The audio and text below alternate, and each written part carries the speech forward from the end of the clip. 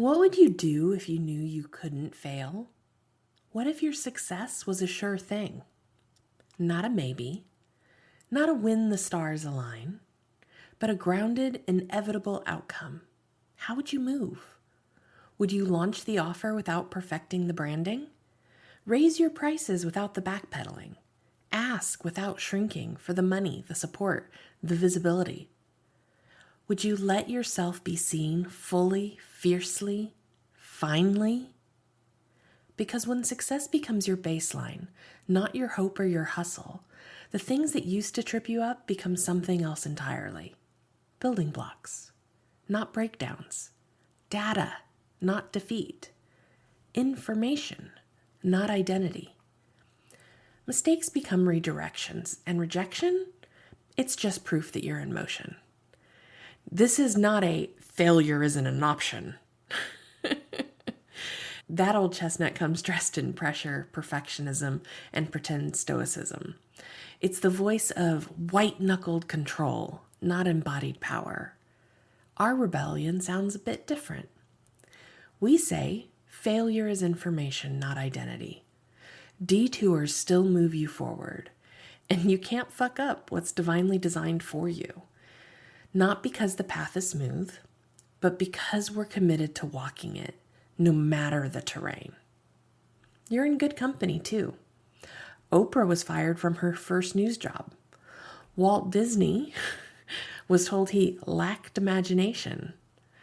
Thomas Edison failed over 1,000 times trying to invent the light bulb.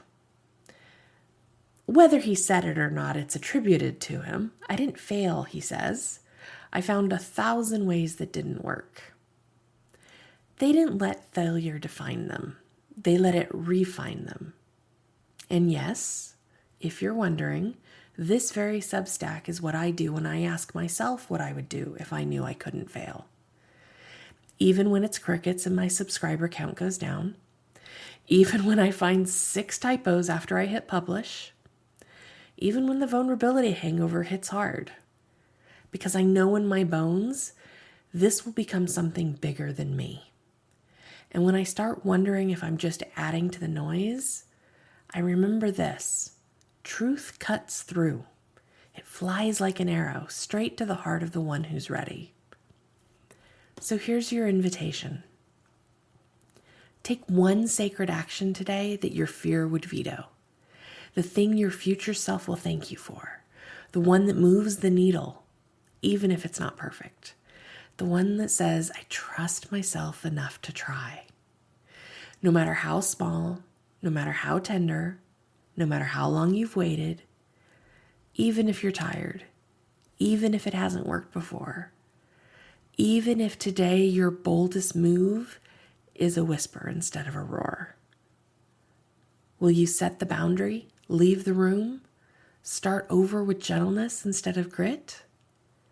Because you're not here to tiptoe towards greatness.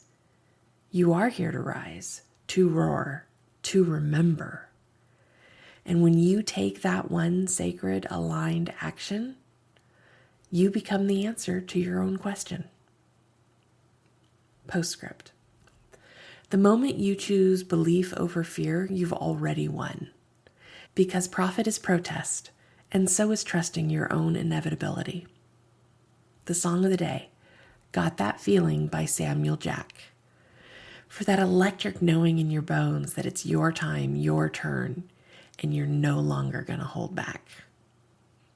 If this landed in your bones, if this sparked a thought, I'd love to know. Reply, share, or just let it shape one brave move today. Enjoy.